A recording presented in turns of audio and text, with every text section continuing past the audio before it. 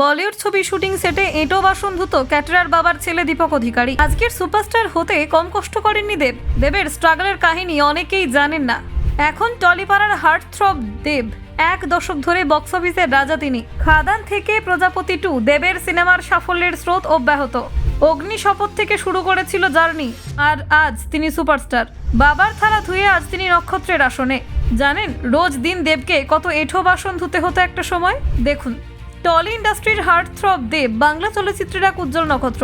গত 1.5 দশক ধরে তিনি টলিপাড়ার আকাশে নিজের আলাদা স্থানে রয়েছেন। অভিনয়, প্রযোজনা, রাজনীতি প্রায় প্রত্যেকটা ক্ষেত্রেই দেবের উপস্থিতি ছিল স্পষ্ট। বাণিজ্যিক দিক থেকেও দেব বাংলা চলচ্চিত্রের ইতিহাসে সবচেয়ে সফল নায়কদের মধ্যে একজন। 2025 সালে বক্স অফিসে দেবের রাজত্ব ছিল অত্যাশ্চর্য। গত বছরের শেষ দিকে মুক্তি পাওয়া ছবি খাদান নতুন বছরে 26 কোটি টাকা আয় করেছে।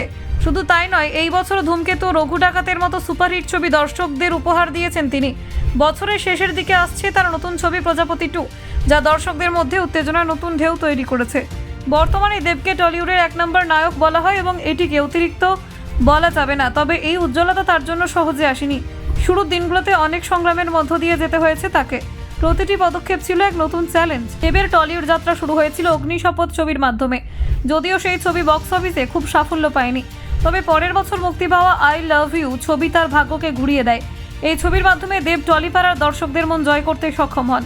অভিনয়ে আসার আগে দেব মুম্বাইয়ে সিনেমা ইন্ডাস্ট্রিতে ক্যাটরার বাবার সহকারী হিসেবে কাজ করতেন। কলেজে পড়ার সময় বাবাকে কাজে সাহায্য করতেন। লাইট, ক্যামেরা, অ্যাকশনের জগৎকে খুব কাছ থেকে দেখার সুযোগ পাওয়ায় দেবের মনে জন্ম নিল শাহরুখ খান হওয়ার অদম্য ইচ্ছে।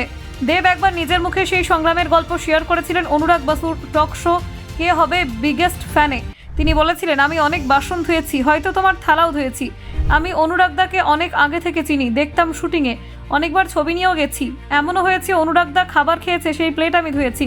সেখান থেকে আজ তোমার সামনে বসে আছি, এটা আমার কাছে স্বপ্ন। অনুরাগ বসু দেবের আবেগে সংবেদনশীল হয়ে পড়েন এবং তাকে বুকে টানেন। দেব সেই মুহূর্তে বলেন, প্রত্যেক ছেলেমেয়ের দরকার বাবা মায়ের কাজকে সাপোর্ট করার। আমি আলাদা কিছু করিনি। যদি আমি হিরো না হতাম, এই কাজটাই নর্মাল হতো আমার কাছে। দেবের বাবা গুরুপদ অধিকারী সরাসরি পরিচালক বা প্রযোজকদের কাছে কখনো ছেলের জন্য সুপারিশ করতে পারেননি। দেব বলেন, মা বলতো বাবাকে, তুমি তো ইন্ডাস্ট্রির সবাইকে চেনো, ছেলের জন্য একটু বলতে তো পারো। বাবা বলতো, আমি খুব ছোট একটা টেকনিশিয়ান। তবুও বাবা 1-2জনকে বলেছিল, আব্বাস মাস্তান, প্রকাশ ঝাকে বলেছিল।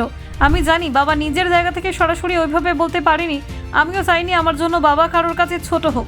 দেবের জীবনে শুরুর দিনগুলোর সংগ্রাম আজকের সুপারস্টার দেবের সঙ্গে তুলনা করলে বিশাল ফারাক দেখা দেয়।